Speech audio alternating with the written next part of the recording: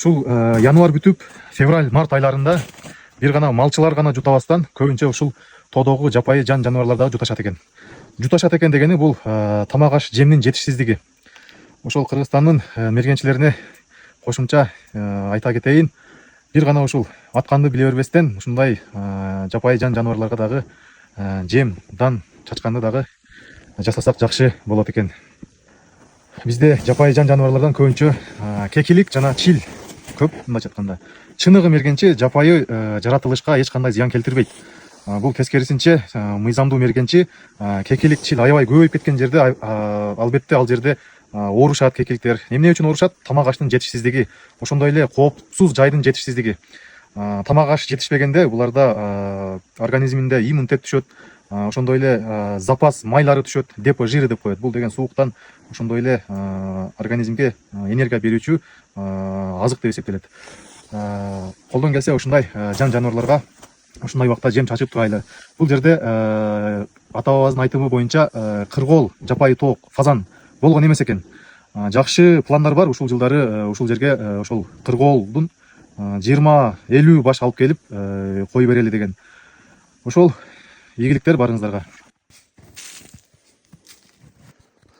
Бүгүн 8 февраль 2026 жыл Баткен областынын Майдан айыл өкмөтүнө караштуу Жайыт тоолорунда жапайы жан жаныбарларга ушундай профилактикалык түрдө жемдерди, дандарды чачып мергенчилер иш-чараларды жүргүзүп атышат. Сапар Али мырза, бир эки ооз сөз сүйлөп койсоңуз, кандай сезимдер болуп атат сизде? Раса жакшы, мына Кудо кааласа. Быйыл биз мына Майдан айыл өкмөтүнүн быйылкы сезондо жан жаныбарлар менен жапайы жаныбарларга жем чачууна. Буга чейин ушундай иш-чаралар өткөрүлчү беле? Жок, болгон эмес. Болгон эмес. Болгон эмес. Мына быйыл Кудо кааласа. Мына жапайы кекилик бар, кыргоол дегенде. Бул жерде издер бар экен, Мына ушул жерде текилгенде. Карайлы, боютту берели. Каттайлы. Мына жерде.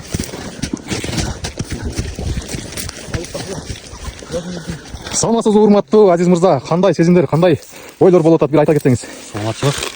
Биз ушул бүгүн мал жакшы адамдардын демилгеси менен ушундай тоодогу жапайы канаттууларга ушундай жем чачып жүрөбүз. Ушул калган ушул 40 башка кыргызстандык малчыларга дагы сунуштап кетет элем. Ушул кыштын күнү ушундай жалаң эле кылып жүрө бербей ушундай жем чачып ушундай иштерди жүргүзүп кетүүгө баарын үгүттөйт эле. Айтыңызчы, буга чейин ушундай иш-чаралар өткөрүлчү беле? Жок. Биринчи жолу ушундай өткөрүлүп жатат. Бул чөйрөдө биринчи жолу. Бул чөйрөдө биринчи жолу. Түшүнүктүү, рахмат. Урматтуу Абдубак мырза, айтыңызчы, кандай ойлор, кандай пландар болуп атат, иш-чаралар? Мына бүгүн базар күнү экен, келип туруп ушу тоодогу кекилик жандыктарды жем берип, чачып, ичине өзүбүздүн профилактикалык жол менен буларды ичине жем да жок, башка да жок, азыр өтө муктаж да жемге. Ошону чачып, монтип жүрөбүз. Айтыңызчы, ушул убакытка чейин ушундай иш-чаралар уюштуруп жасалчу беле? Жок, бул убакытка чейин эч кандай мына сайыз убагында ушундай болчу. Чачып, жем чачып, аларга ком көрүп, азыр эми мына 34-33 жылдан бери эми гана ушундай иш-чараларды уюштуруп атат. Эми ким уюштуруп атат, ошого рахмат, ким болсо дагы. Биз эми өзүбүз милдетибизди аткаруучу жандыктар, бул коргош керек жаратылыштагы бүт кандай жандык болсо дагы. Ошого ком көрүп бүгүн демге менен чыктык. Майдан айыл өкмөтүнүн Кароол айылынын мергенчилер тобу менен. Чоң рахмат.